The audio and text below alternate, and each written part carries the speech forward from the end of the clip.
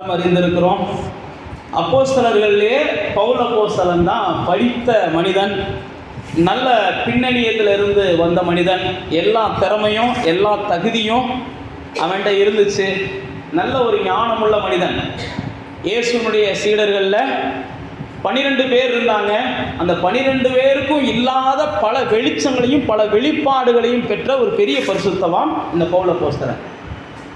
இயேசுடைய மரணத்துக்கு அப்புறம் தான் இந்த பவுல் அப்போஸ்தலன் இயேசுவை என்ன செய்கிறாரு? இரட்சகராக ஏற்றுக்கொள்ளுகிறார். இதெல்லாம் நம்மெல்லாம் அறிந்திருக்கிறோம். ஆனால் அவர் இயேசுவை இரட்சகராக ஏற்றுக்கொள்ளும் போதே பெரிய ஐஸ்வர்யமான சூழ்நிலையில் அவர் இருந்தவர், அரசியல் செல்வாக்கோட கூட இருந்தவர். அவர் நினைச்சதை சாதிக்க முடிஞ்சிச்சு. இயேசுவை ஏற்றுக்கொள்வதற்கு முன்னமே அவர் நினைச்சதை சாதிக்க முடிஞ்சிச்சு. அப்படியா வந்த பெரிய பரிசுத்தவான் இயேசுவை ஏற்றுக்கொண்டதுக்கப்புறம் சொல்கிறாரு, எனக்கு எதுவுமே இல்லை, என்னால் ஆகும்னு சொல்லி நினைக்கிறதுக்கு என்கிட்ட எதுவுமே இல்லைன்றார்.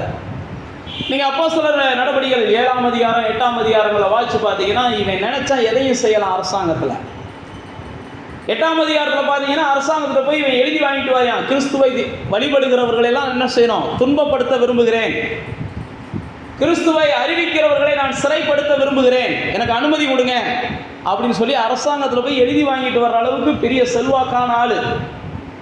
ஆனால் ஆண்டவர்கிட்ட வந்ததுக்கப்புறம் அவர் சொல்லுகிற இந்த வார்த்தையை பாருங்க, எங்களால் ஆகும் என்று சொல்லி நாங்கள் இதில் எதையுமே நினைக்கிறது இல்லை, எங்களுக்கு தகுதின்றது இயேசு ஒருவர் தான். அந்த கான்செப்டை தான் அவர் அங்கே என்ன செய்கிறார்? தன்னுடைய திருச்சபை மக்களோடு கூட பேசுகிறார். அப்போ தேவனுடைய பிள்ளைகளே, நீங்களும் நானும் இந்த ஆராதனை நேரத்தில் சிந்திக்க போகிறது அதுதான் நம்ம சிந்திக்க போகிறோம். நாம் இந்த உலகத்தாரை போல அது இருந்தால் இதை செய்யலாம், இது இருந்தால் இதை செய்யலாம் அப்படின்ற பார்வையை நம்ம மாற்றணும். நாம் அப்படிலாம் சில நேரத்தில் மாற்றாதனால தான் உலகத்தாருடைய எல்லா வகையான துன்பங்களையும் நானும் நீங்களும் அனுபவிக்கிறோம். நம்முடைய பார்வையை நிச்சயம் நம்ம மாற்றணும், நம்முடைய சிந்தையை நம்ம மாற்றணும். நம்முடைய எல்லா வகையான சூழ்நிலைகள்லையும் நமக்குள்ள ஒரு தெளிவு இருக்கணும். நாம் புதிதாக பிறந்தவன். என்கிட்ட இருந்த பழைய நவைகள் எல்லாம் என்ன செஞ்சிருச்சு? ஒழிஞ்சு போயிருச்சு. நான் ஒரு புதிய மனுஷன். அப்போ நானும் நீங்களும் பார்க்கிற பார்வை என்ன செய்யணும்? மற்றவங்கன்றதை காட்டும், குறிப்பாக உலகத்தாரை காட்டிலும் நம்முடைய பார்வை ஒரு வித்தியாசமாக இருக்கணும். நம்முடைய பார்வை வித்தியாசமாக இருக்கணும் அப்படின்னா நாம் என்ன செய்யணும்? தேவனை பார்க்குற பார்வையை என்ன செய்யணும்? மற்ற தெய்வங்களை மற்றவங்க பார்க்கறது மாதிரி நம்ம பார்க்கக்கூடாது. நம்ம தெய்வம் வேறு லெவல். அதனால தான் வேத புத்தகத்தில் பார்த்தீங்கன்னா, என்னை போல வேறொரு தேவன் இல்லை அப்படின்ற வார்த்தையை காட்டிலும் என்னை தவிர வேற ஒரு தேவனும் இல்லை அப்படின்ற வார்த்தையை தான் ஏசாயா 45ஆம் அதிகாரத்தில் ஆண்டவர் 5ஆம் வசனத்தில் சொல்லுவார். என்ன போல அப்படின்னா, என்ன போல அப்படின்ற கான்செப்ட் கிடையாது, என்ன தவிர வேற யாருமே இல்லைப்பா. அப்போ நீங்களும் நானும் அப்படிப்பட்ட ஒரு வித்தியாசமான ஒரு பார்வைக்கு வரணும். நம்முடைய பார்வையே மற்றவங்க பார்வையில் என்ன செய்யணும்? அவங்கள போல இருந்துச்சுன்னு இல்லை. என் பார்வை என்னையை தவிர வேற யாருக்கும் என்ன செய்யாது? இருக்காது. என் பேச்சு என்னையை தவிர வேற யாருக்கும் இருக்காது. என்னுடைய எல்லா செயல்களும் என்னையை தவிர வேற யாருக்கும் இருக்காது. அப்படின்னா முதல்ல நீங்கள் என்ன செய்யணும்? ஆண்டவரை பார்க்குற விதத்தை வேறு லெவலில் நீங்கள் கொண்டு வரணும். ஒரு பெரிய லெவலில் கொண்டு வரணும். நீங்கள் எந்த அளவுக்கு ஆண்டவரை பார்க்குற விதத்தை மாற்றுறீங்களோ அப்போ தான் உங்களை பார்க்குற விதமே மாறும். நீங்கள் உங்களை பார்க்குற விதமே மாறும். நீங்கள் ஆண்டவரை பார்க்குற விதத்தை நீங்கள் மாற்றாத பட்சத்தில் உங்களை பார்க்குற விதமும் உங்களுக்கு என்ன செய்யணும்னா அற்பமாக தான் தெரியும். அதனால தான் பவுல் அப்போஸ்தலன் என்ன செய்கிறான்? நாங்கள் எங்களை பார்த்தோம் அப்படின்னா, பவுல் அப்போஸ்தலன் பல இடங்களில் நம்மளை மாதிரி தான் பேசுவான். இங்கே நானும் பெருமை பாராட்டணும்னா உன்னை மாதிரி பெருமை பாராட்டலாம், உங்ககிட்ட இருக்கிற எல்லாமே என்கிட்ட இருக்கு அப்படின்னு பிலிப்பியர் நிருபத்துக்கு எழுதும்போது சொல்லுவார். நீ பரிசேயனா, நானும் பரிசேயன். நீ விருத்த சேதனம் பண்ணப்பட்டவனா, நானும் விருத்த சேதனம் பண்ணப்பட்டவன். உனக்கு எதுலேயும் நான் குறைஞ்சவன் கிடையாது. ஆனாலும் அவைகளெல்லாம் நான் குப்பையா என்றேன். அது எனக்கு பெருசு இல்லை, அது என்னை வாழ வைக்க போகிறதில்ல, அது எனக்கு ஜீவனை தரப்போகிறதில்ல, அது எனக்கு மீட்பை தரப்போகிறதில்ல, அது எனக்கு பரலோகத்தை தரப்போகிறதில்ல. எனக்கு எல்லாமே இயேசு தான். அதனால தான் சொல்கிறான், கிறிஸ்து தான் எனக்கு ஜீவன். பிலிப்பியருக்கு தான் அவன் சொல்கிறான், கிறிஸ்து தான் எனக்கு ஜீவன், அவர் தான் என்னுடைய ஆதாயம், அவர் தான் என்னுடைய எல்லாமே. மற்ற எதையுமே நான் பொருட்படுத்தலை. அவரை அறிகிற அறிவுக்காக நான் எல்லாத்தையும் என்ன செஞ்சிடறேன்? குப்பையாக நஷ்டமாக விட்டுறேன்.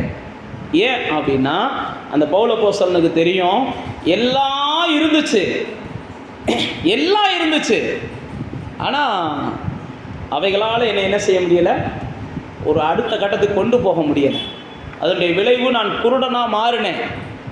இயேசுவின் சத்தம் கேட்டதுக்கப்புறம் தான் எல்லாவற்றையும் காட்டிலும் இயேசு தான் எனக்கு மேலானவர்னு சொல்லி நான் அறிந்து கொண்டேன். பவுல் அப்போஸ்தலனுடைய வாழ்க்கையை நீங்கள் நிறையா படிச்சிருப்பீங்க, அதனால தான் நான் உங்களுக்கு சுருக்கமாக சொல்கிறேன். எல்லாம் இருந்தாலும் இயேசுவன் எப்போ சத்தத்தை கேட்டானோ அப்போ உடனே சொல்கிறான், ஆண்டவரே நான் என்ன செய்ய சித்தமாக இருக்கிறீங்க, நான் என்ன செய்ய சித்தமாக இருக்கிறீங்க, நீங்கள் என்ன சொல்கிறீங்களோ இனிமேல் நான் அதை செய்கிறேன். அதனால தான் பவுல் அப்போஸ்தலனை குறித்து இங்கே பார்க்குறோம், நான் என்னால் ஆகும் என்று நான் எதையுமே நினைக்கிறதில்ல, என்னால் அதை செய்ய முடியும்னு நான் நினைக்கிறதில்ல, என்னால் அதை செய்ய முடியும்னு நினைக்கிறதில்ல. நானும் நீங்களும் எப்போ என்னால் இதை செய்ய முடியும் அதை செய்ய முடியும் அப்படின்றத காட்டிலும் தாவீது சொல்கிறான் பாருங்க, என்ன என் தேவனாலே நான் சேனைக்குள்ளே பாய்வேன், என் தேவனாலே மதுளை தாண்டுவேன். இந்த கோலியாத்துக்கு முன்னாடி போய் நான் நிற்கிறேன்னா என் தேவனை கொண்டு போய் நான் என்ன செய்கிறேன். ஒருவேளை என்கிட்ட யுத்தம் ஆயுதம் இல்லாமல் இருக்கலாம், என்கிட்ட பட்டயம் இல்லாமல் இருக்கலாம், அவன்கிட்ட எல்லாமே இருக்கலாம், ஆனால் அவன்கிட்ட யார் கிடையாது, தேவன் கிடையாது. என்கிட்ட தேவன் இருக்கிறார். அதனால தான் அவன் சொல்கிறான், நீ நிந்திக்கிற இந்த ஜீவனுள்ள தேவனுடைய நாமத்தில் நான் உன்னை எதிர்த்து வர்றேன். அப்போ தேவனுடைய பிள்ளைகளே, நீங்கள் ஒரு நிச்சயம் உள்ளவங்களாக இருக்கணும். இந்த உலகத்தாரை பார்க்கலும் நாம் எல்லா வகையிலும் விசேஷித்தவர்களாக நம்மளை பார்க்கணும். இந்த உலகத்தில் இருக்கிற எல்லா தேவர்களை நாம் நம்முடைய தேவனோடு கூட ஒப்பிடவே முடியாது. அதனால தான் உங்களுக்கு சொன்னேன், நம்முடைய தேவனை தவிர வேறு தேவன் இல்லைன்ற நிச்சயம் நமக்குள்ளே எப்பயுமே இருக்கணும். வேறு தேவனே இல்லை அப்படின்ற ஒரு நிச்சயத்துக்குள்ளே நீங்கள் வந்தால் தான் அடுத்து நீங்கள் என்ன செய்வீங்கன்னா அடுத்து பெரிய காரியங்களை செய்ய ஆரம்பிப்பீங்க. நீங்கள் எப்போ தேவனை பார்க்குற பார்வையில் ஒரு பெரிய பார்வையில் ஒரு மாற்றம் வருதோ, அதுக்கப்புறம் பார்த்தீங்கன்னா மனிதர்கள் உங்களை பார்க்குற பார்வையில் ஒரு பெரிய மாற்றம் வரும். நீங்கள் தேவனை பார்க்குற பார்வையில் ஒரு பெரிய மாற்றம் வந்துச்சுன்னா உங்களுடைய நடக்கைகளெல்லாம் மாற ஆரம்பிச்சிடும், உங்களுடைய பேச்சுக்கள் மாற ஆரம்பிச்சிடும், உங்களுடைய செயல்கள் எல்லாம் மாற ஆரம்பிச்சிடும். அப்படி மாற ஆரம்பிக்கும் போது மற்றவர்கள் பார்வை உங்கள் மேலே என்ன செய்யும்னா விசேஷமாக பட ஆரம்பிக்கும். நீங்கள் எங்கே இருந்தாலும் உங்கள் மேலே என்ன செய்யும்னா மற்றவர்களுடைய கண்கள் விசேஷமானதாக பார்க்க ஆரம்பிக்கும். நீங்கள் தேவனை பார்க்கிற விதம் அல்லது தேவனை நீங்கள் எந்த அளவுக்கு அறிந்து கொள்ளுகிறீர்களோ அதுதான் உங்களுக்கு என்ன செய்யுதுன்னா ஒரு பயமற்ற வாழ்க்கையை கொடுக்கும். நீங்கள் தேவனை அறியாமல் இருக்கத்தான் உங்களுக்கு பயம் நாளுக்கு நாள் எதுக்கெடுத்தாலும் வந்துக்கிட்டே இருக்கும். அதிகமாக யார் பயப்படுறா அப்படின்னா நீங்கள் நல்லா தெரிஞ்சுக்கோங்க, தேவனை அதிகமாக அறியாதவங்க தான் பயப்படுவாங்க. தேவனை அதிகமாக அறியாதவங்க தான் எதுக்கெடுத்தாலும் பயப்படுவாங்க. நீங்கள் சங்கீதக்காரனை எடுத்து பாருங்கள், அவனுடைய பல சங்கீதங்களில் சொல்லுவான். நான் ஒரு சில சங்கீதத்தை மாத்திரம் நான் உங்களுக்கு ஞாபகப்படுத்துகிறேன். 3ஆம் அதிகாரம் 6ஆம் வசனத்தில் வந்தீங்கன்னா, நான் பயப்பட மாட்டேன் அப்படின்ற இடத்துல அவர் சொல்கிறார், என்ன சுற்றிலும் எதிரிகள் நிற்கிறாங்க. 3ஆம் அதிகாரம் 6ஆவது வசனம் சொல்கிறார் பாருங்க, எனக்கு விரோதமாக சுற்றிலும் படையெடுத்து வருகிற 10,000 பேருக்கும் நான் என்ன செய்ய மாட்டேன், பயப்பட மாட்டேன். ஏனென்றால் அதுக்கு முதல் வசனம் சொல்கிறா பாருங்க, நான் படுத்து நித்திரை செய்கிறேன், விழிச்சு கொண்டா கர்த்தரை என்ன செய்கிறார், தாங்கி கொண்டு இருக்கிறார். அப்போ கர்த்தரை குறித்த ஒரு வெளிச்சம் அல்லது கர்த்தரை குறித்த பார்வை உங்களுக்கு என்ன செய்யும், பயத்தை மாற்றும். நீங்கள் பயப்பட மாட்டீங்க. கர்த்தரை குறித்த ஒரு பார்வை இருந்துச்சுன்னா உங்களை சுற்றி 10 பேர் நின்னா கூட உங்களுக்கு என்ன செய்யாது, பயம் வராது. இந்த 10 பேர்த்துக்கும் அவர் நினச்சா என்ன செய்ய முடியும், அதே இடத்துல பூமியை பிளந்து 10 பேர்த்தையும் உள்ளே போக வைக்க முடியும். அப்படிலாம் போக வச்சிருக்கிறார் பைபிளில் நடந்ததை தான் சொல்கிறேன். 10 பேர்த்தையும் அப்படியே பூமியை பிளந்து அவர் நினைச்சா நீங்கள் எதிர்க்கலாம் வேண்டாம். மோசையோடு எதிர்த்து நிற்கிறாங்க. அப்போ மோசை என்ன செய்கிறான், ஆண்டவரேன்றான். பைபிளில் போட்டிருக்கு, அந்த எல்லாத்தையும் விளைவிக்கவங்க அவன் நிற்கிற இடத்துல அவன் பூமிக்குள்ளே போக போகிறான்றாரு. அதனால் நான் என்ன சொல்ல வரேன் அப்படின்னா, இந்த தாவீதை போல நம்மளை சுற்றிலும் சில சூழ்நிலைகள் வந்துச்சுன்னா உடனே பயந்துடக்கூடாது. நம்ம பார்க்கணும், ஆண்டவரேன்னு நோக்கி பார்த்துடணும். நமக்கு மிஞ்சின சூழ்நிலைகள் வரலாம், அல்லது நம்ம எதிர்பார்க்காத சூழ்நிலைகள் வரலாம், அல்லது நம்ம எதிர்பார்க்குற சூழ்நிலைகளில் வேறு மாற்றங்கள் கூட வரலாம். நான் மறுபடியும் சொல்கிறேன், உங்கள் பார்வை எப்பயுமே தேவனை பற்றி என்ன செய்யணும், ரொம்ப அவர் பராக்கிரமசாலி, அவர் வல்லமை உள்ளவர், அவர் நிச்சயமாக என்ன செய்வார்? தப்புவிப்பார். நிச்சயமாக என்னை விடுவிப்பார். அவர் நிச்சயமாக எனக்கு உதவி செய்வார், என்னை தூக்கி விடுவார். இங்கே பாருங்கள், அவர் அப்படி தான் சொல்கிறாரு. நம்ம எல்லாம் அறிஞ்சிருக்கிறோம். 23ஆம் சங்கீதத்தில் சொல்லும்போது சொல்கிறார், மரண இருள் போன்ற பள்ளத்தாக்கில் நான் நடந்தாலும் பொல்லாப்புக்கு என்ன செய்ய மாட்டேன்? பயப்பட மாட்டேன். அப்போ தேவனை நீங்கள் எந்த அளவுக்கு தேவனுடைய அறிவை வளர்த்து கொள்றீங்களோ அந்த அளவுக்கு தான் உங்களுக்கு பயம் இல்லாமல் இருக்கும். நீங்கள் தேவனை பார்க்குற விதங்கள் மாறணும். தேவனை எப்பயுமே நீங்கள் என்ன செய்யணும்? ஒரு உயர்ந்தவராக பார்க்கணும், தேவனை மேலானவராக பார்க்கணும். தாவீது சொல்கிறார், எல்லா தேவர்களிலும் நீ என்ன செய்ய? பெரியவர் என்பதை நான் அறிஞ்சிருக்கிறேன் அப்படின்றான். நீங்கள் தான் எல்லா தேவர்களிலும் பெரியவர் என்பதை நான் அறிஞ்சிருக்கிறேன். அதான் யோபு சொல்லும்போது சொல்கிறார், நீ செய்ய நினைச்சது தடைபடாது என்பதை நான் என்ன செஞ்சிருக்கிறேன்? அறிஞ்சிருக்கிறேன். நீ சகலத்தையும் செய்ய வல்லவர். நீங்கள் செய்ய நினைச்சது ஒன்றும் என்ன செய்யாது? தடைபடாது. அப்போ நீங்களும் நானும் தேவனை பார்க்குற பார்வை என்ன செய்யணும்? மேலானதாக இருக்கணும், பெருசாக இருக்கணும். தேவனை பார்க்குற பார்வை எந்த அளவுக்கு பெருசாக மாறுதோ அந்த அளவுக்கு தான் நம்முடைய வாழ்க்கையில் எதுக்கு நம்ம பயப்பட மாட்டோம். ஒன்றுக்கு நம்ம பயப்பட மாட்டோம். அது மாத்திரமல்ல, நான் மறுபடியும் சொல்லுகிறேன், உங்களை இது வரைக்கும் சிலர் பயமுத்தி இருக்கலாம் கூட, அல்லது நீங்களே பார்த்து கூட அவங்கள பார்த்து பயந்துருக்கலாம் கூட. நீங்கள் தேவனை எந்த அளவுக்கு மேலானவராக ருசிக்க ஆரம்பிக்கிறீங்களோ, சிந்திக்க ஆரம்பிக்கிறீங்களோ, உங்கள் மூலமாக தேவன் என்ன செய்வார்னா பலத்த காரியங்களை செய்ய ஆரம்பிப்பார். பலத்த காரியங்களை செய்ய ஆரம்பிக்கும்போது உங்களை பயமுத்துறவங்கெல்லாம் உங்களை கண்டு பயப்படக்கூடிய நாட்கள் வரும். உங்களை கண்டு பயப்படுவாங்க. வேத புஸ்தகத்தில் அதுக்கு நான் ஏராளமான உதாரணங்களை சொல்லலாம். ஏராளமான உதாரணங்களை வேதத்திலேருந்து எடுத்து சொல்லலாம். பேதுருவின் நாட்களில் பார்த்தீங்கன்னா, பேதுரு இயேசு வாழ்ந்த நாட்களில் அவன் பயந்தான். இயேசு மரித்ததற்கு அப்புறம் பேதுரு பயந்தான். இயேசு மரித்ததுக்கு அப்புறம் பேதுரு பயந்தான். இயேசுவை மறுதலித்தவன் தான் பேதுரு. ஆனால் பேதுருடைய வாழ்க்கையில் எடுத்துக்கிட்டிங்கன்னா 3ஆம் அதிகாரத்தில் அவன் பேதுரு என்ன செய்கிறான்? தைரியமாக ஒரு சப்பானியை பிடிச்சி தூக்கி விடுறான். அப்போஸ்தலர் நடவடிக்கைகள் 3ஆம் அதிகாரத்தில்.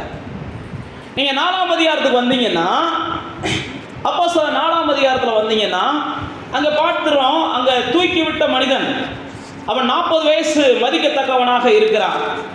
அந்த 40 வயசு மதிக்கத்தக்க மனுஷனை எல்லாரும் என்ன செய்கிறாங்க? வித்தியாசமாக பார்த்துக்கிட்டு இருக்காங்க, ஆச்சரியமாக பார்த்துக்கிட்டு இருக்கிறாங்க. உடனே அந்த 3ஆம் அதிகாரத்தில் நடந்த சம்பவத்தை வச்சு பேதுரு அந்த 12ஆம் வசனத்தில் சொல்கிறாரு பாருங்க. பேதுரு அதை கண்டு ஜனங்களை நோக்கி, நீங்கள் ஆச்சரியப்படுகிறது என்ன? ஏன்டா ஆச்சரியப்படுறீங்கன்றியான். என்ன நடந்துச்சு சொல்லுங்க, என்ன நடந்துச்சு? ஏன் ஆச்சரியப்பட்டாங்க? 40 வயசு மனுஷன், பிறந்ததுலேருந்து நடக்காதவன், அவனை தூக்கி விட்டா ஆச்சரியப்படுவாங்களா? ஆச்சரியப்பட மாட்டாங்களா? எல்லாரும் ஆச்சரியப்படுவாங்க. ஆனால் பேதுரு சொல்கிறான், நீங்கள் ஏன்டா ஆச்சரியப்படுறீங்க? ஏதோ அந்த பேதுரு தூக்கி விட்டியான்னு நினைக்கிறீங்களா? அப்படி தான் கேட்குறியான். என் சுய பக்தினாலேயோ சக்தினாலேயோ தூக்கி விடலப்பா, ஏசு என்கிற நாமம் எனக்குள்ளே இருக்கிறதுனால நான் என்ன செஞ்சேன்? இதை செஞ்சேன். அப்போ நீங்களும் நானும் மனுஷனுக்கு முன்பாக என்ன செய்யணும்? இயேசு என்கிற நாமம் இருக்கிறதுனால, அல்லது இயேசுவை நான் அறிந்திருக்கிறதுனால, இயேசுவை நான் சேவிக்கிறதுனால, இயேசுவை நான் நேசிக்கிறதுனால இதையெல்லாம் என்னால் செய்ய முடியும், இதெல்லாம் நான் செய்வேன். அதனால தான் நான் உங்களுக்கு மறுபடியும் சொல்லுகிறேன், நீங்கள் தேவனை பார்க்குற பார்வை மாறிச்சுன்னா உங்களை நீங்கள் மேலானவர்களாக பார்க்க ஆரம்பிப்பீங்க. பேதுரு பாருங்க, தன்னை ரொம்ப அற்பமானவனாக தான் பார்த்தான். ஆனால் எப்போ அவன் இயேசுவை உன்னதத்துக்கு ஏறி போகும்போது தரிசனம் பண்ணானோ அப்பயே அவன் முடிவு எடுத்துட்டான். இயேசு தான் உன்னதத்தையும் பூமியையும் என்ன செய்கிறார்? ஆளுகை செய்கிற தேவனாக இருக்கிறார். அவரை மீறிய முடியல கூட ஒன்று கூட என்ன செய்யாது? விழுகாது. நமக்குள்ள அந்த நிச்சயம் இருக்கணும். என் தேவனை மீறி என் முடியல கூட ஒன்று என்ன செய்யாது? விழுகாது. என் தேவனை மீறி என் உடம்புல ஒரு அடியும் விழுகாது. இதெல்லாம் நீங்கள் என்ன செய்யணும்? புரிஞ்சு வச்சுக்கிட்டு அதுக்கேற்ற மாதிரி நீங்கள் ஜெபம் பண்ணணும். ஆண்டவரே, உம்மால கூடாதது ஒன்றும் இல்லை. பைபிளில் போட்டிருக்கு, ஒரு ராஜா ஒரு தீர்க்கதரிசியை பிடிங்கடான்னு கை நீட்டினான். பிடிங்கடான்னு கை நீட்டினவன் கையை நீட்டின கை நீட்டின மாணிக்கே நின்று வச்சான். நீங்கள் ஜெபம் பண்ணி பாருங்கள், உங்களை அடிக்கடான்னு ஒருத்தன் அடிக்க வரவன் கை அப்படியே நின்னால் நிற்கும்.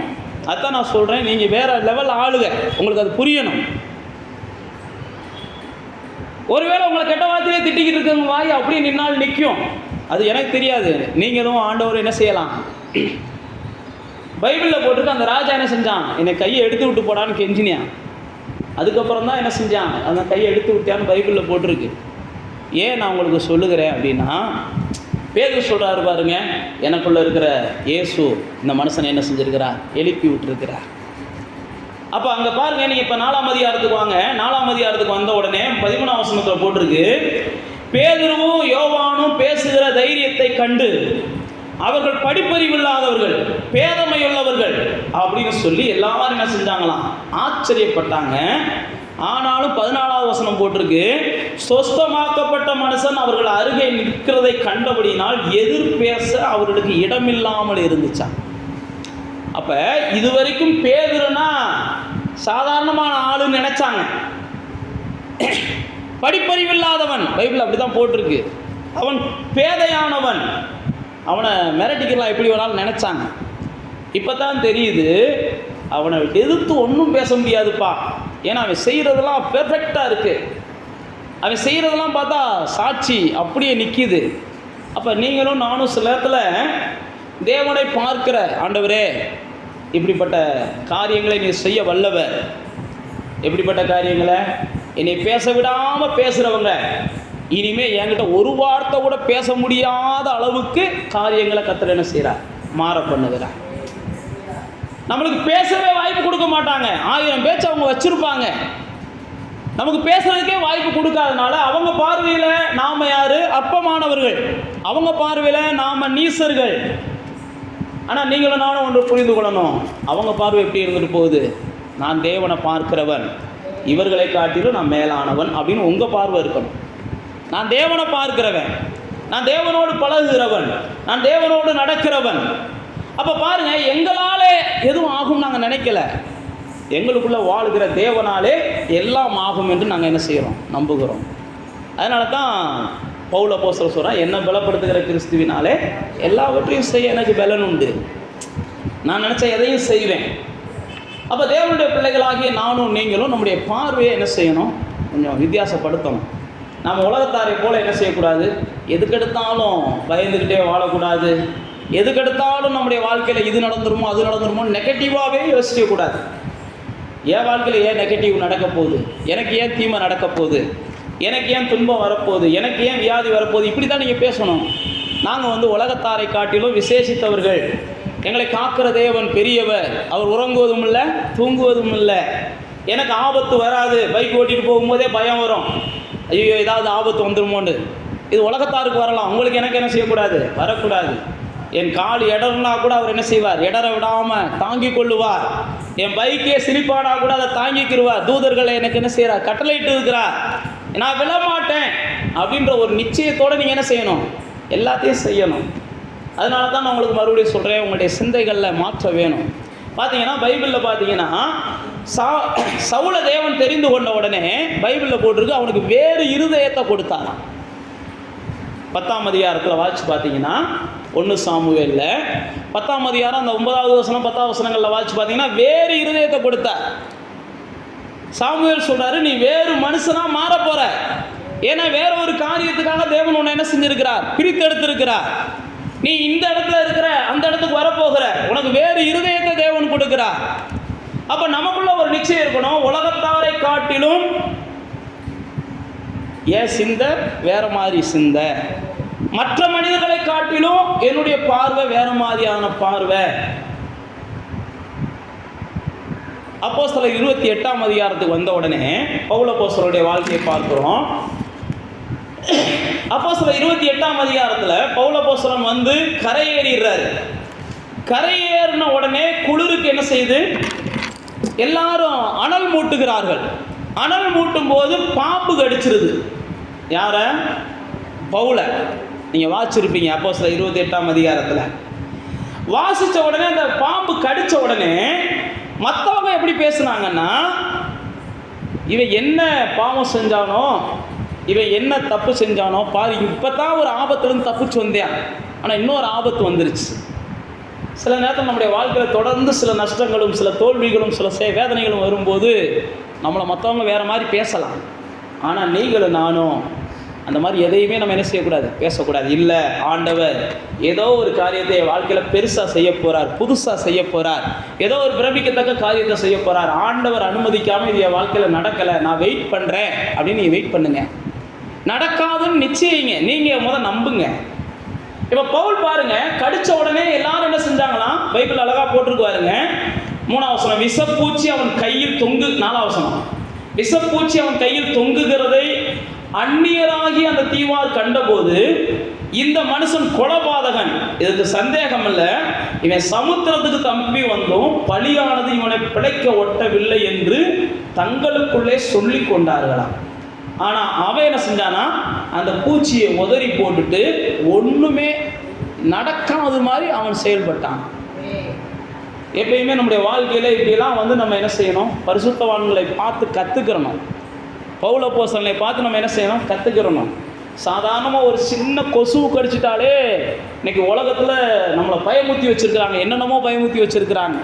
அதெல்லாம் பொய்ன்னு நம்ம சொல்ல வரல, ஆனால் அதனால் எனக்கு பாதிப்பு வராதுன்னு சொல்லி தான் நம்ம என்ன செய்கிறோம், நம்ப வேண்டும்ன்றோம். அது நம்ம பொய்யெல்லாம் சொல்ல வரல. ஒருவேளை அவங்களுக்கு கடிக்கிறது அவங்களுக்கு பாதிப்பு வரலாம். இப்போ எனக்கு கடிக்கும் போது அதனால் நான் செத்து போவேன்னு முதல்ல நான் நம்பக்கூடாது. என்னை கொண்டு தேவன் என்ன செஞ்சுருக்கிறார், என்னென்ன திட்டம் வச்சுருக்கிறாருன்னே தெரியலை, என்னை கொண்டு என்னென்ன நோக்கம் வச்சுருக்கிறாருன்னே தெரியலை, இன்னும் நான் நிறையா செய்ய வேண்டி இருக்குது. பவுல் பாருங்க, விஷப்பூச்சி அவன் உதறி விட்டுட்டு அடுத்து என்ன செய்கிறான், அடுத்த வேலைக்கு போகிறான். பைபிளில் போட்டிருக்கு. அதுக்கப்புறம் மனிதர்கள் இவனை கொலைபாதகன், இவன் சாபம் முடிச்சவன்னு பேசினவன் ஃபுல்லாக இவன்ட்ட ஆசீர்வாதமாக வழியை நிற்கிறான். அப்போ உங்களுடைய செயல்கள் மேலானதாக இருந்துச்சுன்னா தான் உங்களை கீழானவர்களாய் பார்த்தவங்க என்ன செய்வாங்க, உங்களுக்கு கீழே முழங்கால் போடுவாங்க. நீங்கள் செயல்களை உங்கள் பார்வைகளை மாற்றலை அப்படின்னா மற்றவங்களும் உங்கள் மேலே உங்களை பார்க்குற பார்வையை அவங்க என்ன செய்ய மாட்டாங்க, மாற்ற மாட்டாங்க. நீங்கள் பாம்பு கடிச்ச உடனே ஐயோ பாம்பு கடிச்சிருச்சு பாம்பு கடிச்சிருச்சு பாம்பு கடிச்சிருச்சுன்னே சொல்லிக்கிட்டு இருக்கக்கூடாது. ஆண்டவரே அப்படின்னு தூக்கி போட்டுட்டு நீங்கள் நகண்டு போங்க. உங்களை 4 நாள் வாட்ச் பண்ணுவாங்க, 5ஆவது நாள் உங்களை பற்றி வெளியில் சாட்சி கொடுக்க ஆரம்பிச்சிருவாங்க. அன்றைக்கெலாம் அவ்வளோ பெரிய பாம்பு அந்த அம்மாவை கடிச்சிச்சு, நாங்கள் கூட சுருண்டு விழுவோம்னு பார்த்தோம், அவங்க கும்புற சாமி அவங்கள காப்பாற்றிருச்சுப்பான்னு அவங்க சொல்லுவாங்க. அதுக்கப்புறம் என்ன செய்வாங்க, யாருக்காவது பாம்பு கடிச்சுன்னா அவங்கள ஜோமனை கூப்பிடுவாங்க. நீங்களே ஆச்சரியப்படுவீங்க. பவுல் அப்போஸ்தலனுடைய அந்த வாழ்க்கையை வாட்சி பாருங்க. அந்த தீவில் இருந்த முதலாளி வீட்டுக்கு பவுலை ஜோமனை கூட்டு போனாங்களாம். அதுக்கு பவுலை பற்றி அப்படிலாம் பேசுகிறாங்க. அப்போ தேவனுடைய பிள்ளைகளே, நீங்களும் நானும் எப்பயுமே என்ன செய்யணும், கொஞ்சம் நம்ம மேலானவர்கள்ன்ற எண்ணத்துக்கு வரணும். இந்த பூமிக்குரியவர்களை காட்டிலும் நாம் மேலானவர்கள், இந்த பூமிக்குரிய மனிதர்களை காட்டிலும் நம்ம ஆசீர்வதிக்கப்பட்டவர்கள், இந்த பூமியில் இருக்கிற மற்றவர்களை காட்டிலும் நாம் எல்லாத்தையும் சந்திக்கலாம். நமக்கும் பகல் வரும், நமக்கு இரவு வரும், நமக்கும் ஜலதோஷம் வரும், நமக்கும் காய்ச்சல் வரும், நமக்கும் இந்த பூமியில் இருக்கிற சீதோசன நிலைகள் மாற்றங்களினால என்ன வேணாலும் நடக்கும். ஆனால் நம்ம மிஞ்சி எண்ணிடக்கூடாது, இது காய்ச்சல் அவ்வளோதான், இது தலைவலி அவ்வளோதான் அப்படின்னு கடந்து போயிடணும். அதை மற்றவங்கள போல நம்ம ரொம்ப யோசிச்சு அதை நம்ம என்ன செஞ்சிடக்கூடாது, பெருசாக்கிடக்கூடாது. எனக்கு வந்தது அது என்ன செஞ்சிடும், நொடி பொழுதில் சுகமாயிரும். இங்கே பாருங்கள், பவுல் அப்போஸ்தலன் கடந்து போனதுடைய விளைவு தான். அப்போ பாருங்கள், நீங்களும் நானும் இந்த பூமியில் வாழுகிற நாட்களில் நம்முடைய பார்வையில் என்ன செய்யணும், ஒரு பலமுள்ள பார்வை இருக்கணும். பயந்த பார்வை நமக்குள்ளே இருக்கக்கூடாது. பயந்த பார்வை இருக்கிறதுனால தான் சோசியங்களை மனிதர்கள் நாடுகிறார்கள், ஜாதகங்களை மனிதர்கள் நாடுகிறார்கள். மனுஷன் பயப்படுறதுனால தான் பைபிளில் பார்த்தீங்கன்னா சவுல் வைராக்கியமாக இருந்த நாட்களில் ஊரில் யாரெல்லாம் அந்த அஞ்சனம் பார்க்குறான், குறி சொல்கிறான், அவனெல்லாம் விரட்டி விடுறான். நல்லா தெரிஞ்சுக்கோங்க.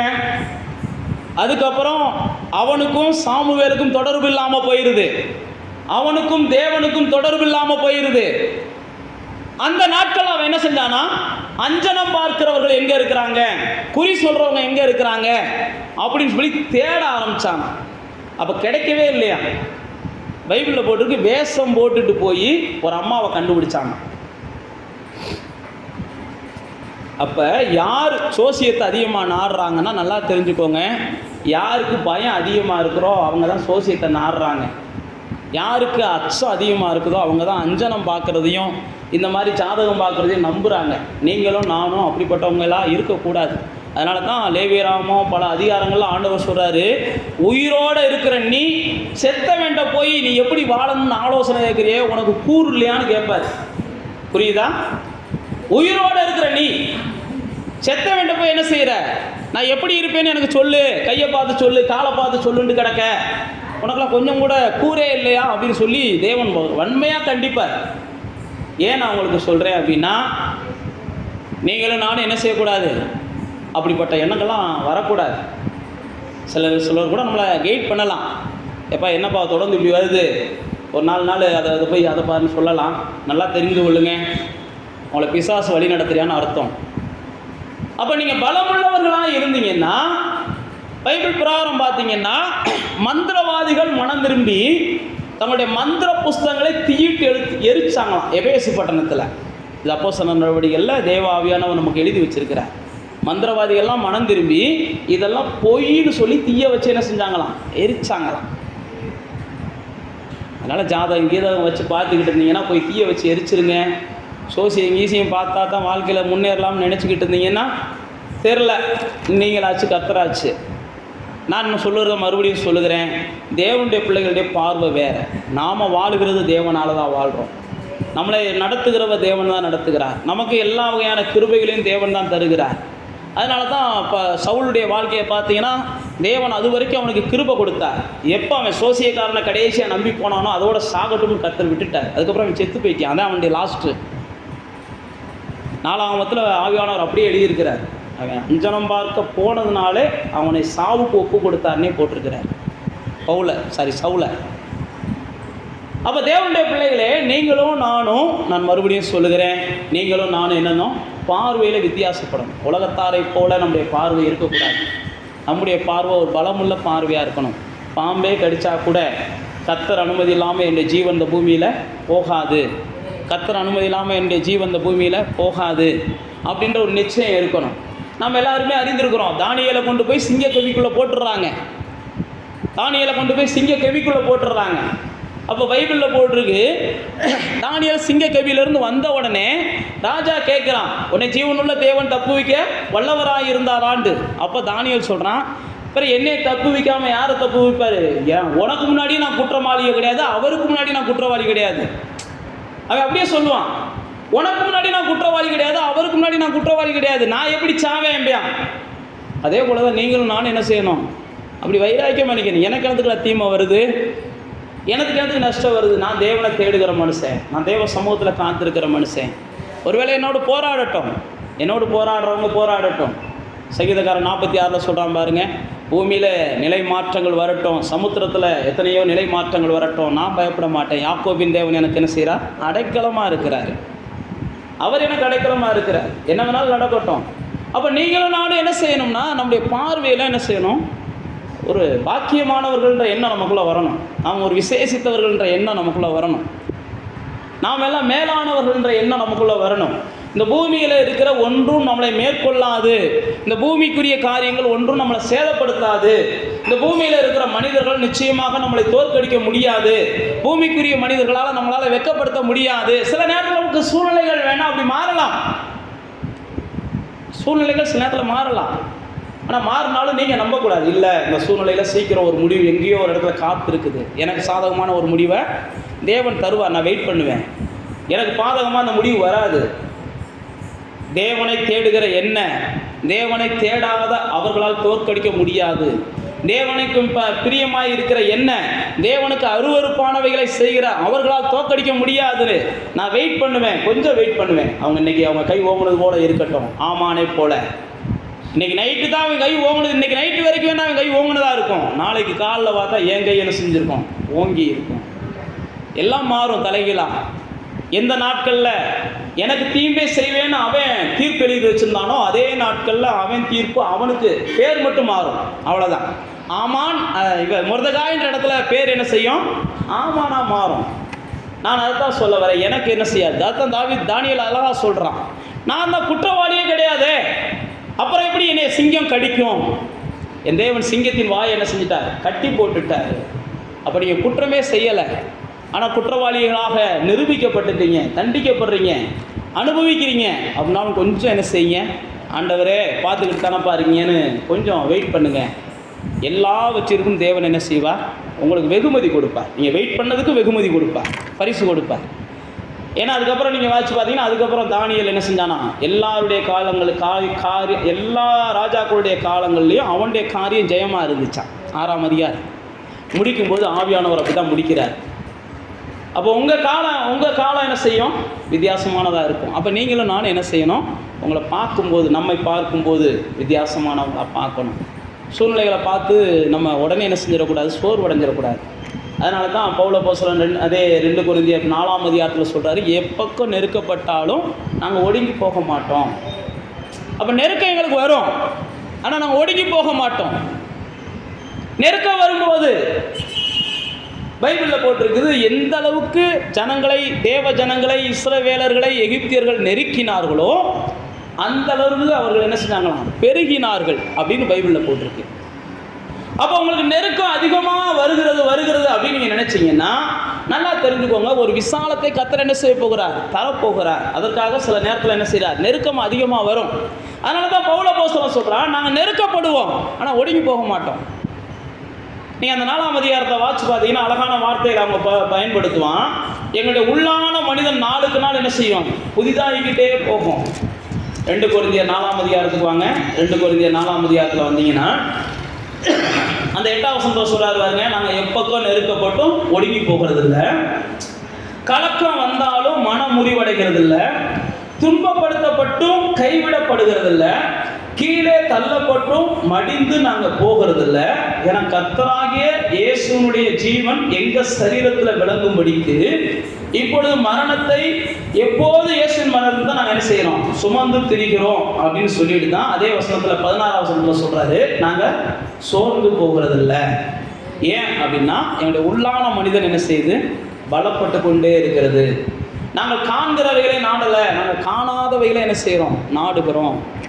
நாங்கள் நித்தியமானவைகளை தேடுகிறோம், அநித்தியமானவைகளை நாங்கள் தேடலை. எங்களுடைய பார்வையே வேறு மாதிரி. அதனால தான் நீங்கள் பழைய ஏற்பாட்டிலையும் சரி புதிய ஏற்பாட்டிலையும் சரி பரிசுத்தவான்களெல்லாம் பார்த்தீங்கன்னா அவங்கெல்லாம் என்ன செஞ்சாங்க? பரிசுத்தவான்கள்லாம் அப்படியே கடந்து போனாங்க. அப்படியே கடந்து போனாங்கன்னா நடக்கட்டும், எல்லாத்தையும் அவர் பார்த்துக்கிட்டு இருக்காருல்ல, என்னதான் நடக்குதுன்னு பார்ப்போமே அப்படின்னு எல்லாருமே வெயிட் பண்ணாங்க, எல்லாருமே காத்திருந்தாங்க. பேதுருவை பிடிச்சி சிறைச்சாலையில் போடுறாங்க. நீங்கள் அப்போஸ்தலர் நடவடிக்கைகள் வாட்சி பார்த்தீங்கன்னா 2-3 டைம் பேதுருவை பிடிச்சி சிறைச்சாலையில் போடுறாங்க. ஆனால் பேதுரு என்ன செஞ்சார்? சிறைச்சாலையை விட்டு வெளியில் தேவன் அவனை கொண்டு வந்தார்னே போட்டிருக்கு. எப்படி கொண்டு வந்தார்னு பார்த்தீங்கன்னா வியக்கத்தக்க விதத்தில். சிறைச்சாலைகள்லாம் உடையுது, கதவுகள்லாம் உடையுது, எல்லாம் வித்தியாசமாக தான் நடந்துச்சு. பவுலையும் தூக்கி சிறைச்சாலையில் போடுறாங்க. பைபிள் அப்படி தான் போட்டிருக்கு, கட்டுகள் உடையுது, கதவுகள் உடையுது. அப்போ சில நேரத்தில் உங்களை சிறைச்சாலைக்குள்ளே போட்டால் கூட ஐயோ சிறைச்சாலைக்குள்ளே போயிட்டோமே எல்லாம் நினைக்காதீங்க. ஒருவேளை ஒரு நிர்பந்தமான சூழ்நிலைகளை நீங்கள் அகப்பட்டு கொண்டாலும் கொஞ்சம் வெயிட் பண்ணுங்கள். இந்த நிர்பந்தமான சூழ்நிலைகள் தானாக ஓடி போயிடும். எல்லாம் நீங்கள் தாங்க முடியல நீங்கள் நினைக்கலாம், என்னையால் தாங்க முடியாது நீங்கள் நினைக்கலாம். அதை அனுமதித்தவர் நீங்கள் தாங்கத்தக்க பலன் தருவார். உங்களை அந்த சூழ்நிலையில் நடத்துகிறவர் அந்த சூழ்நிலையை நீங்கள் மேற்கொள்வதற்கு அவர் உங்களை என்ன செய்வார்? பலப்படுத்துவார். உங்களுடைய பார்வையை அப்படியே மாற்றணும். ஆண்டவரே, அன்றைக்கி பவுலை சிறைச்சாலையிலேருந்து நீங்கள் வெளியே கொண்டு வந்தீங்க, பேதுருவை கொண்டு வந்தீங்க, என்ன செய்வீங்க? கொண்டு வருவீங்க. நான் நம்புகிறேன். அதே மாதிரி தான் அவனுக்கு கடிச்சிச்சு, அவனை காப்பாற்றுனீங்க, எனக்கும் கடிச்சிருக்கு, நீங்கள் காப்பாற்றுவீங்க. நான் என்ன செய்கிறேன்? நம்புகிறேன்.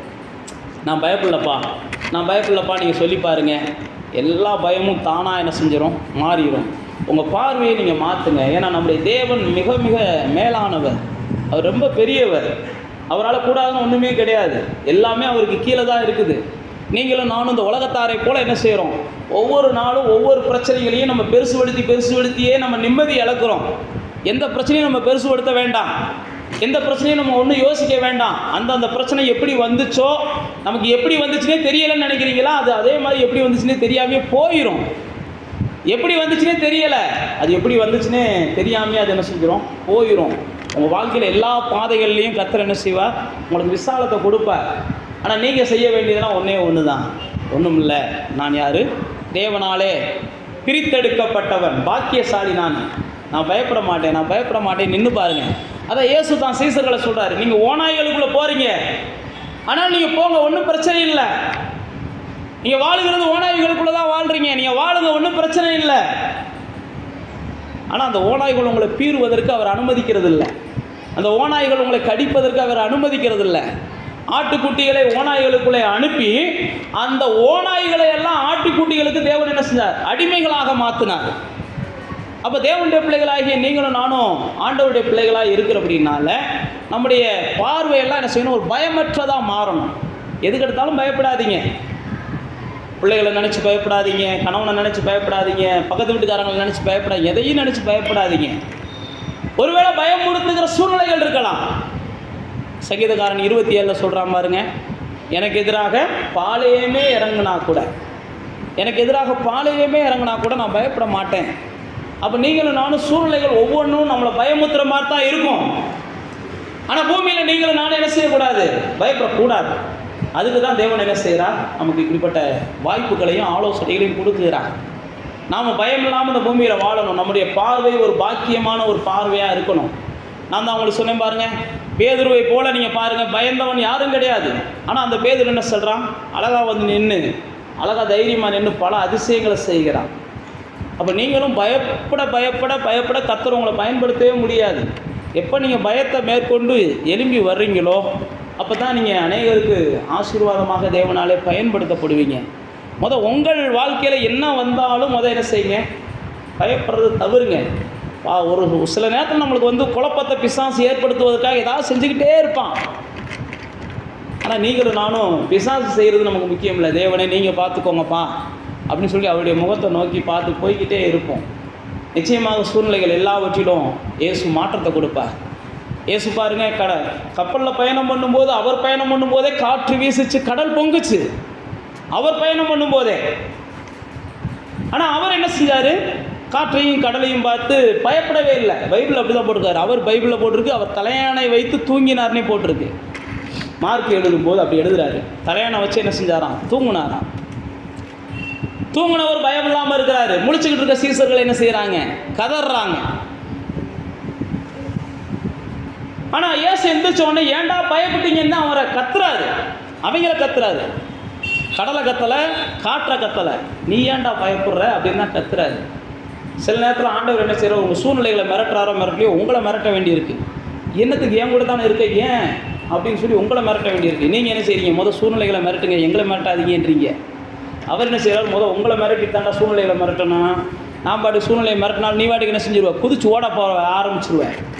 அப்போ தேவனுடைய பிள்ளைகளே, சில நேரத்தில் நாம் என்ன செய்கிறோம்னா இப்படிலாம் இருக்கிறோம்னு சொல்லித்தான் ஆண்டவர் என்ன செய்கிறாரு?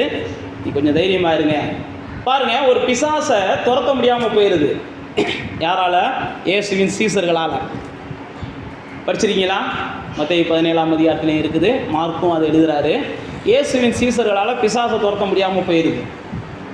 உடனே இயேசுகிட்ட வந்து அவங்க கேட்குறாங்க, எங்களால் ஏன் கூடாமல் போச்சுன்னு. அப்போ தான் இயேசு சொல்கிறாரு, எங்களாலும் சொல்கிறதுனால தாண்டா கூடாமல் போச்சு. விசுவாசத்தை வச்சு என்ன செய்யுங்க. சில நேரத்தில் நாம் என்ன செய்கிறோம்? எங்களால் அப்படின்னு வந்துடுறோம். இயேசுட்டே சீசர்கள் அப்படி தான் கேட்குறாங்க, நீ மட்டும் ஈஸியாக துரத்திட்டே எங்களால் ஏன் துரத்த முடியல? அப்போ தான் சொல்கிறாரு, எங்களாலன்றதை மறந்துரு, விசுவாசத்தால் துரத்தணும். தேவனால், தேவனுடைய துணையை கொண்டு, இயேசுவின் நாமத்தை கொண்டு. சில நேரத்தில் சில காரியங்களை நம்ம அப்படி தான் நினைக்கிறோம். ஏன் எங்களுக்கு மட்டும் மாற மாட்டேங்குது, ஏன் எங்களுக்கு மட்டும் இது நடக்குது, ஏன் எங்களுக்காக அப்படின்னு சொல்லி நம்ம இப்படி நம்மையே டிஃபன் பண்ணுறோம். நம்மால், அதான் பவுல் தெளிவாக சொல்கிறார், நாங்கள் எங்களால் வாழ்கிறவர்கள் அல்ல, நாங்கள் இயேசுவால் வாழ்கிறவங்க. நாங்கள் எங்களால் வாழணும் அப்படின்னா நாங்கள் இயேசுவை தேர்ந்தெடுக்க வேண்டிய அவசியமே இல்லை. நாங்கள் எங்களுக்குரியவர்கள் அல்ல, நாங்கள் தேவனுக்குரியவர்கள், இயேசுக்குரியவர்கள். அதனால தான் பல இடங்களில் போட்டிருக்குது, நாங்கள் யார்? கிறிஸ்துவுக்குரியவங்க, கிறிஸ்து தேவனுக்குரியவர். வேத புஸ்தகத்தில் பல இடங்களில் போட்டிருக்கு. அதனால தான் தாவீது சொல்கிறான், ஆண்டவரே என்கிட்ட இருக்க எல்லாம் உம்முடையது, எல்லாம் உம்மிடத்துலேருந்து வந்தது, இது எதுவுமே எனக்கு சொந்தம் இல்லைன்றான். நீங்களும் நானும் அப்படி தான் என்ன செய்யணும்? ஆண்டவரே நீர் கொடுத்த பிள்ளைப்பா நடத்துங்க, நீர் கொடுத்த குடும்பம்ப்பா நடத்துங்க, நீர் கொடுத்த வேலைப்பா நடத்துங்க, நீர் கொடுத்த ஆயுசு நாட்கள்ப்பா நடத்துங்க. எல்லாத்தையும் சொல்லி பாருங்கள், ஆண்டவர் நீ கொடுத்ததுப்பா நடத்துங்கப்பான்னு சொல்லி பாருங்கள். ரொம்ப ஆசீர்வாதமாக ஆண்டவர் நடத்துகிறத நீங்கள் பார்ப்பீங்க. அதுக்கு பதிலாக நான் நடத்த போகிறேன்னு சொல்லியே நீங்கள் என்ன செய்கிறீங்க?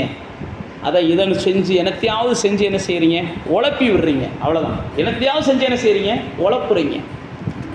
ஆனால் ஆண்டவர் என்ன செய்கிறார், நீங்கள் உழப்புறதை விரும்பலை, நீங்கள் ஸ்டெடியாக முடிவெடுக்கிறது தான் ஆண்டவர் என்ன செய்கிறார், விரும்புகிறார். உழப்புகிறதுனால தான் வேதனைகள் மாறாமல் இருக்குது, துன்பங்கள் மாறாமல் இருக்குது, நஷ்டம் மாறாமல் இருக்குது. நீங்கள் உழப்புறீங்க. மற்றபடி தேவன் உங்களை வேதனையிலே நீடித்திருக்க வைக்கிறவர் அல்ல. தேவன் என்ன செய்கிறார், உங்களை மேலே கொண்டு வரார். பூமியில் நீங்கள் என்ன செய்யணும், அவருடைய பிள்ளைகளாக இருக்கிறதுனால பாக்கியம் பெற்றவர்களாக இருக்கணும். அதனால் நான் மறுபடியும் சொல்லுகிறேன், எங்களால் ஆகும் என்று நீங்கள் எதையுமே நினைக்காதீங்க. எங்களுக்கு நேரிடுகிற எல்லாவற்றிலிருந்தும் எங்களை அவர் காப்பாற்றுவார், அவர் எங்களை தப்புவிப்பார் அப்படின்னு சொல்லி நீங்கள் நிச்சயத்தோடு இருங்க. நிச்சயமாக எல்லாவற்றையும் அவர் மேற்கொள்வதற்கு உங்களுக்கு என்ன செய்வார், பலன் தருவார். நான் மறுபடியும் சொல்லி முடிக்கிறேன், உங்கள் பார்வையை என்ன செய்யுங்க, மேலானதாக மாற்றுங்க. உங்களால் ஆகும்னு எதையும் நினைக்காதீங்க. எங்கள் தேவனால் எல்லாம் ஆகும் நம்புங்க. நிச்சயமாக கர்த்தர் உங்களை நடத்துவார். அப்படியே கண்களை மூடி தேவனை நோக்கி பார்த்து ஆண்டவருடைய சமூகத்தில் வந்து உங்களுடைய சிந்தனைகள் எல்லாம் கொஞ்சம் என்ன செய்யுங்க, தேவ சிந்தையாக மாற்றுங்க. உங்கள் பார்வைகளை தேவ பார்வையாக மாற்றுங்க. நீங்கள் நிச்சயமாக பார்ப்பீங்க, உங்களோட எதிர்த்து நிற்க ஒருவராலும் கூடாது. வேதம் அப்படி தான் சொல்லுது. உங்களுக்கு விரோதமாக பேசுகிறவங்க நிச்சயமாக அவங்க சாதிக்கலாம் முடியாது. நீங்கள் தைரியமாக நில்லுங்க. அவங்க எதிர்த்து நின்றவங்கெல்லாம் நிச்சயமாக தாழ்ந்து போகக்கூடிய நாட்களை நீங்கள் பார்ப்பீங்க. நீங்கள் மறுபடியும் நான் சொல்கிறேன், உங்கள் பார்வையில் நீங்கள் எப்பயுமே தோல்வியை உணராதீங்க. உங்கள் பார்வையில் நீங்கள் அற்பமாக உங்களை நினைக்காதீங்க. உங்கள் பார்வையில் எங்களால் முடியாது, அதனால தான் இவங்க இதெல்லாம் செய்கிறாங்க, என்னால் அதெல்லாம் முடியாது, அதனால தான் அவங்க செய்கிறாங்கன்னு சொல்லிலாம் இப்படிலாம் உங்களை நினைக்காதீங்க. ஆண்டவரே, அவர்கள் 1000 10,000 பேர் இருந்தாலும், அவர்கள் வலது பக்கத்துலேயும் இடது பக்கத்துலேயும் அநேகர் விழுந்தாலும் அல்லது வீழ வைத்தாலும் அவங்களால என்ன தொட முடியாதுன்னு நீங்கள் நின்று பாருங்கள். என்ன சேதப்படுத்த முடியாதுன்னு நின்று பாருங்கள். மேற்கொள்ள முடியாதுன்னு நின்று பாருங்கள். இன்றைக்கு இருக்கிற சூழ்நிலைகள் ஒருவேளை உங்களை அப்படி தள்ளலாம். பயப்படாதீங்க. இந்த சூழ்நிலைகளையும் கர்த்தர் மாற்றுவதற்கு ஒரு நாள் வச்சுருப்பார், ஒரு சூழ்நிலைகளை வச்சுருப்பார். எல்லாம் மாறக்கூடியது, தேவனால் கூடாதுன்னு ஒன்றுமே கிடையாது. நல்லதான் உங்களுக்கு நான் மறுபடியும் சொல்கிறேன், சவுளை போல் என்ன செய்யாதீங்க. அது மாறுவதற்கு என்ன செய்யலாம், குறுக்கு வழிகளை தேடாதீங்க. அது கடைசியில் உங்கள் குடும்பத்தையே அழிச்சிரும். தேவ பிள்ளைகள் குறுக்கு வழிகளை தேடவே கூடாது. சவுலோட குடும்பமே அழிஞ்சு போச்சு. நாம் தேவனுடைய பிள்ளைகள் தேவனை மாத்திரம்தான் தேடணும். எல்லா சூழ்நிலையும் தேவன் தான். தேவன் கொடுக்கிறத வச்சு நம்ம வாழ வேண்டும். தேவன் கொடுக்குற ஆலோசனையின்படி நம்ம வாழ வேண்டும். தேவன் கொடுக்குற பலத்தின்படி நம்ம வாழ வேண்டும். தேவன் கொடுக்குற ஞானத்தின்படி நம்ம வாழ வேண்டும். வேதத்தில் அப்படி தான் நமக்கு போட்டிருக்கு. ஒருவன் குறைவுள்ளவனாக இருந்தால் கேளுங்க அப்படின்றாரு. ஆண்டவரே, இந்த இடத்துல என்னால் நிற்க முடியலப்பா அப்படின்னா கேளுங்க, நிற்க வைப்பார். இதில் என்னால் ஜெயிக்க முடியலப்பான்னா கேளுங்க, ஜெயிக்க வைப்பார். இந்த இடத்துல என்னால் நிதானமாக பொறுமையாக இருக்க முடியலப்பா அப்படின்னு கேளுங்க, பொறுமையாக இருக்க வைப்பார். ஆண்டவர் எல்லாம் உங்களுக்கு செய்ய வல்லவராக இருக்கிறார். நீங்கள் மேலானவர்களாக இந்த பூமியில் இருக்கணும். உலகத்தாரை காட்டிலும் நீங்கள் ஆசீர்வதிக்கப்பட்டவர்களாக, பாக்கியம் பெற்றவர்களாக, மகிழ்ச்சியானவர்களாக இந்த பூமியில் இருக்கணும். எதுக்கெடுத்தாலும் என்ன செய்யாதீங்க, சோர்வடையாதீங்க. எதுக்கெடுத்தாலும் சோர்வடையாதீங்க. சோர்வு வரும்போது அந்த சோர்வை இயேசுவின் நாமம் கொண்டு மேற்கொள்ளுங்க. நெருக்கம் வரும்போது இயேசுவின் நாமம் கொண்டு மேற்கொள்ளுங்க. ஒருவேளை உங்களை யாராவது தள்ளிவிட்டால் கூட நீங்கள் இயேசுவின் நாமத்தை கொண்டு மேற்கொள்ளுங்க.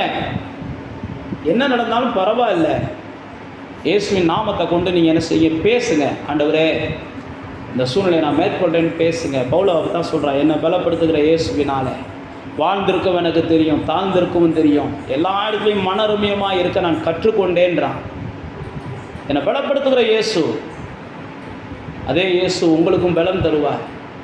எல்லா சூழ்நிலையும் கையாள்வதற்கு உங்களுக்கு பலன் தருவார். எல்லா சூழ்நிலையும் நீங்கள் மேற்கொள்வதற்கு உங்களுக்கு பலன் தருவார். எல்லா சூழ்நிலையையும் நீங்கள் அந்த தேவ பிரசன்னத்தை உணர்வதற்கும் தேவ மகிமையை வெளிப்படுத்துவதற்கும் அவர் உங்களுக்கு பலன் தருவார். அதனால தான் பவுல் சொல்கிறான், எங்களால் ஆகும் என்று நாங்கள் எதையுமே நம்புறதில்லை.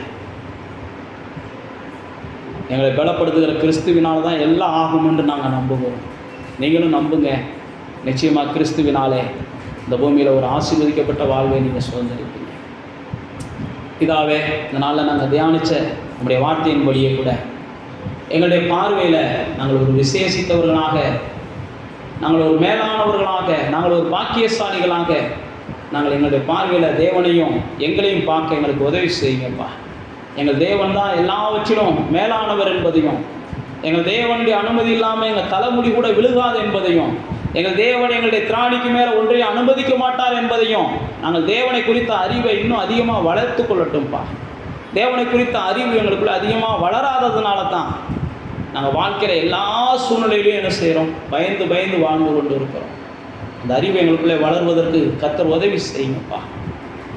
அதே போல் எங்களை குறித்து நாங்கள் மேலாக எண்ணட்டும். நாங்கள் தேவனுடையவர்கள். இந்த உலகத்தாரை போல நாங்கள் சண்டையிடுகிறவர்கள் அல்ல. இந்த உலகத்தாரை போல நாங்கள் பொறாமைப்படுகிறவர்கள் அல்ல. இந்த உலகத்தாரை போல மற்றவர்களிடம் ஏதாவது வாங்கி சாப்பிடணுன்ற இழிவான ஆசைகளுக்கு உட்பட மாட்டோம். இந்த உலகத்தாரை போல பொய் சொல்வதும், இந்த உலகத்தாரை போல களவு செய்வதும் எங்களுடைய வாழ்க்கையை முன்னேற்றத்துக்கு உதவும்னு சொல்லி நாங்கள் நம்ப மாட்டோம். நாங்கள் தேவனாலே வாழணும் என்று வாழ்ந்து கொண்டிருக்கிறோம். எங்கள் தேவன் எங்களை உயர்த்தணும் என்று காத்து கொண்டு இருக்கிறோம்.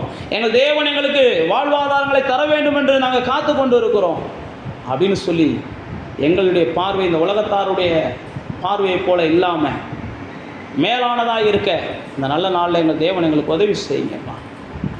ஆண்டவரே, வந்திருக்கிற ஒவ்வொருவரையும் பலப்படுத்துங்க. ஒவ்வொருவருக்கும் தேவன் தாமே சாட்சியுள்ள வாழ்க்கையை கொடுங்க. ஒவ்வொருவருக்கும் சமாதானமான வாழ்க்கையை கர்த்தர் கொடுங்க.